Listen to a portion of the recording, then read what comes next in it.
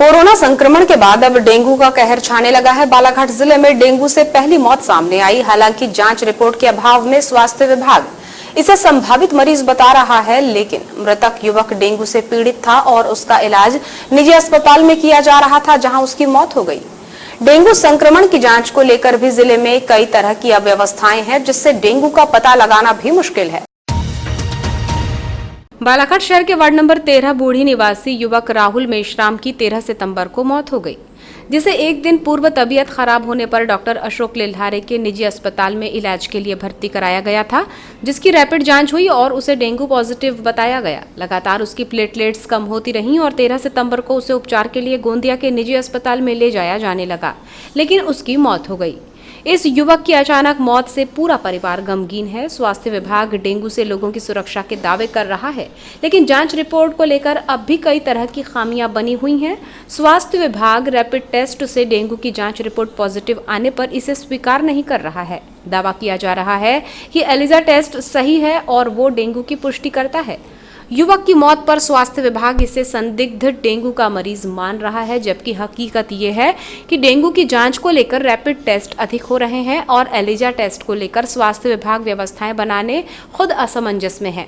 जानकारी में सामने आया कि एलिजा टेस्ट जिससे डेंगू की पुष्टि होती है, उसके लिए जिला अस्पताल में केमिकल नहीं है। अंदाजा लगाया जा सकता है कि डेंगू के केस कोरोना संक्रमण की तरह अचानक बढ़ेंगे तो जांच किस प्रकार हो पाएगी।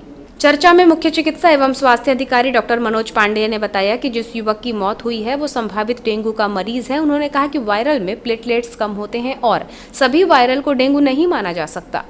जिला स्वास्थ्य विभाग डेंगू को लेकर हवाला दे रहा है कि नियमों के तहत एलिजा टेस्ट रिपोर्ट पॉजिटिव आने पर ही उसे सही माना जाएगा अथवा सामान्य वायरल भी हो सकता है, लेकिन डेंगू की पुष्टि के लिए जिला स्वास्थ्य विभाग की तैयारियां भी अधूरी हैं और ऐसे में कोरोना संक्रमण की तरह ही डेंगू हावी हो गया तो फिर जांच रिपोर्ट भी भगवान भरोसे ही रहेगी और डेंगू पीड़ित सुविधाओं के अभाव में दम तोड़ देंगे। इसलिए डेंगू के प्रकोप से निपटने के लिए पुख्ता प्रबंध किए जाने की आवश्यकता है। शासन के जो निर्देश आए हैं वो ये हैं कि जब तक एक एलिजा की जो रिपोर्ट है वो पॉजिटिव नहीं हो तो उसको डेंगू नहीं माना जाए और उसके प्लेटलेट्स जो हैं 50,000 से कम ना हो और उसके बाद में उसकी एलिजा जो टेस्ट है उसकी रिपोर्ट पॉजिटिव, तभी इसको डेंगू माना जाएगा। मैं आपको यहाँ बताना चाहूँगा कि डेंगू एक जो है एक प्रकार का वायरल फीवर है और अन्य वायरल फीवर में भी डेंगू के जैसे लक्षण मिल सकते हैं, जिसमें कि प्लेटलेट की संख्या कम हो सकती है। और उसके साथ ही साथ जो हमारे यहाँ के बालाघाट के विभिन्न नर्सिंग होम में डेंगू टेस्ट के नाम पे जो परीक्षण किया जा रहा है वो रैपिड टेस्ट किया जा रहा है, उसको मान्यता सरकार ने नहीं दी है। मतलब वो सस्पेक्ट हो सकता है डेंगू का, लेकिन उसको कंफर्म करने के लिए एलिजा टेस्ट कराना अत्यंत आवश्यक है। फिर भी इस केस में हम उसको डेंगू का संभावित मानते हुए समस्त निषेधात्मक कार्रवाई या समस्त जो रोकथाम के उपाय हैं वो हम करेंगे, लेकिन मैं अभी आपसे पुनः स्पष्ट कहूँगा कि इसको हम इसको डेंगू का मरीज नहीं मान पाएंगे, क्योंकि इसका एलिजा टेस्ट हमारी लैब से अथवा अन्य किसी लैब से एलिजा टेस्ट नहीं हुआ। सर, जैसा कि आप कह रहे हैं कि रैपिड टेस्ट जो है वो शासन द्वारा मान्य नहीं है, बावजूद इसके बालाघाट जिले में जो है लगातार रैपिड टेस्ट जांच करके डेंगू की पुष्टि की जा रही है, तो इस तरह में नहीं, अगर इस तरह की पुष्टि करके लोगों में भ्रम फैला रहे हैं कि आपको डेंगू हो गया, तो निसंदेह ये बिल्कुल गलत चीज़ है। और उन व्यक्तियों को, उन चिकित्सकों को मैं बोलना चाहूँगा कि अगर आपके यहाँ इसको डेंगू का सस्पेक्ट मिलता है, लगता है आपको रैपिड टेस्ट में पॉजिटिव है, तो कृपया उसकी एलिजा एक बार जांच अवश्य करवा लें और इस प्रकार की अफवाह ना फैलाएं कि डेंगू हो। बीमारी हमारे पड़ोस में भी आता है, हमारे नागपुर में केसेस मिल रहे हैं, हमारे यहाँ पर जबलपुर में केसेस मिल रहे हैं, लोगों को माइग्रेशन आना जाना बना हुआ है, लगातार लोग आ जा रहे हैं, तो इस चीज़ से इनकार नहीं किया जा सकता कि डेंगू हमारे यहाँ नहीं आएगा। मलेरिया अधिकारी का कहना है कि बालाघाट जिले में 2 डेंगू के मरीज हैं, चूँकि 2 की जांच कर पाए थे और दो हमारे पास में आए थे, हमारे सिस्टम में 2 की जांच हुई थी, इसलिए हम बोल रहे थे कि 2 पॉजिटिव 72-73 लोगों की जांच की गई थी, जिसमें 2 पॉजिटिव मिले। जिला अस्पताल में ये मामला भी सामने आ रहा है कि एलिजा टेस्ट के लिए जो केमिकल लगता है उसको केमिकल ना होने की वजह से जांच भी नहीं हो पा रही। नहीं, वो चूँकि मेरे संज्ञान में अभी नहीं आया, मैं अभी सिविल सर्जन से इस मामले में बात करूँगा। बढ़ती महंगाई और गरीबों को मकान के पट्टे दिए जाने की मांग को लेकर कांग्रेस झुग्गी झोपड़ी प्रकोष्ठ ने जन आक्रोश रैली निकालकर भाजपा सरकार की नीतियों की जमकर आलोचना की। इस दौरान कांग्रेस जन भाजपा सरकार पर बरसे और राज्य सरकार को गरीबों के साथ अन्याय करने वाली सरकार करार दिया।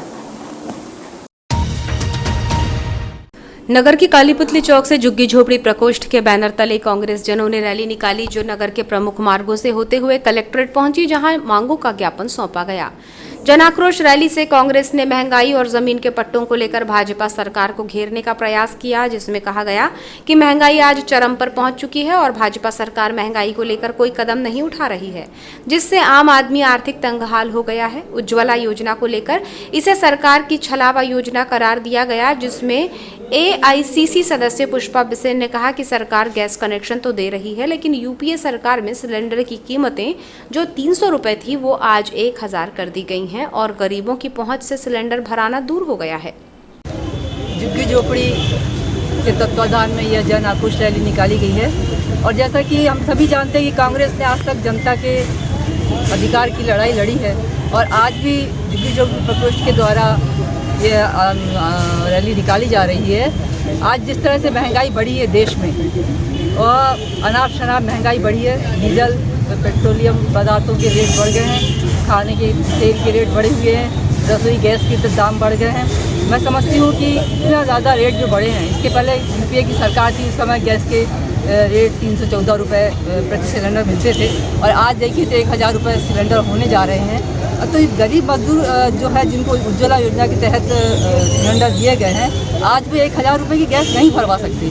तो उज्ज्वला योजना तो एक छलावा है जो भारतीय जनता पार्टी ने जो दी है गरीबों को रसोई गैस, ये एक छलावा है। मैं समझती हूँ कि इस समय पे जो महंगाई बढ़ी है, इस महंगाई को कम करने के लिए आज जो झुग्गी झोपड़ी प्रकोष्ठ के लोग आंदोलन कर रहे हैं, तो ये आंदोलन अनवरत चलता रहे। रैली के दौरान कांग्रेस कार्यकारी अध्यक्ष राजा सोनी ने कहा कि झुग्गी झोपड़ी प्रकोष्ठ लगातार आंदोलन कर सरकार को जगाने का प्रयास कर रहा है।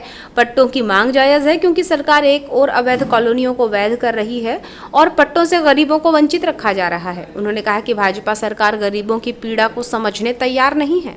झुग्गी झोपड़ी प्रकोष्ठ के हमारे जो प्रदेश अध्यक्ष हैं मकसूद खान जी द्वारा निरंतर जो हमारे जो गरीब साथी हैं, इनके पट्टे की मांग को लेकर इनके द्वारा निरंतर आंदोलन किए जाते रहे हैं। इसके पूर्व में भी अनेक आंदोलन झुग्गी झोपड़ी प्रकोष्ठ के नेतृत्व में यहाँ पर हुए हैं और लेकिन जो मध्य प्रदेश की जो भारतीय जनता पार्टी की सरकार है, इनके कानों में जू तक नहीं रेंगती है, क्योंकि इनको गरीबों की कोई चिंता नहीं है। इनका जो मुख्य उद्देश्य है कि जितनी अवैध कॉलोनी उनको वैध करने के लिए जो मध्य प्रदेश की भाजपा सरकार है वो तैयार है, लेकिन गरीबों को पट्टे देने के लिए भारतीय जनता पार्टी की सरकार तैयार नहीं है। क्योंकि हम सभी जानते हैं, हम पूर्व से भी बोलते आते हैं कि ये जो भारतीय जनता पार्टी की सरकार है, ये पूंजीवादियों की सरकार है, पूंजीपतियों की सरकार है। गरीबों की चिंता इन्हें ना पहले रही है ना आज है। इसके पूर्व में जब इंदिरा गांधी जी थी, उनके समय से कांग्रेस ने पट्टा वितरण का काम किया।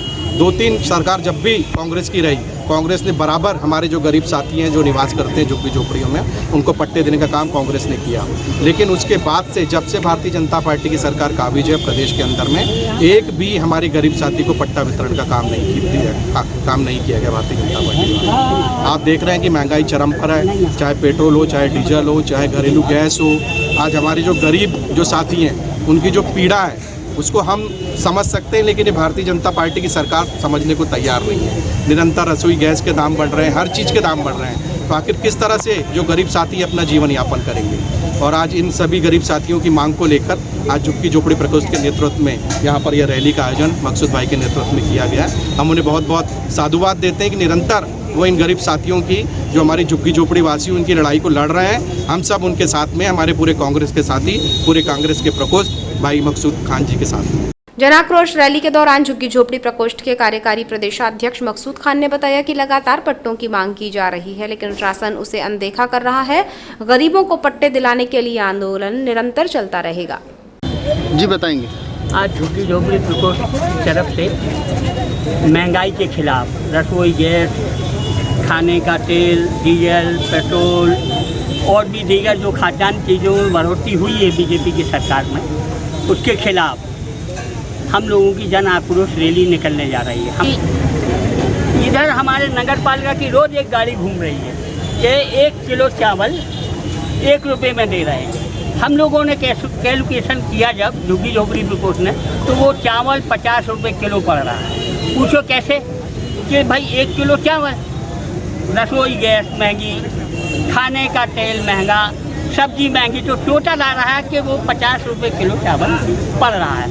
ये भारतीय जनता पार्टी के लोग पीछे से गरीबों की ऐसी तैसी कर रहे हैं। हम तो ऐसे ही बोलेंगे, तेल निकाल रहे हैं। और हम लोगों का आंदोलन जो कि प्रदेश स्तरीय आंदोलन चलेगा झुग्गी झोपड़ी प्रकोष्ठ का भी। झुग्गी झोपड़ी प्रकोष्ठ की ये जन आक्रोश रैली कालीपुतली चौक, मेन रोड और अन्य मार्गों से होते हुए कलेक्ट्रेट पहुंची, जहां मांगों का ज्ञापन सौंपकर निराकरण किए जाने की मांग रखी गई। इस दौरान बड़ी संख्या में कांग्रेस जनों और पट्टे की मांग कर रहे गरीब वर्ग की मौजूदगी रही।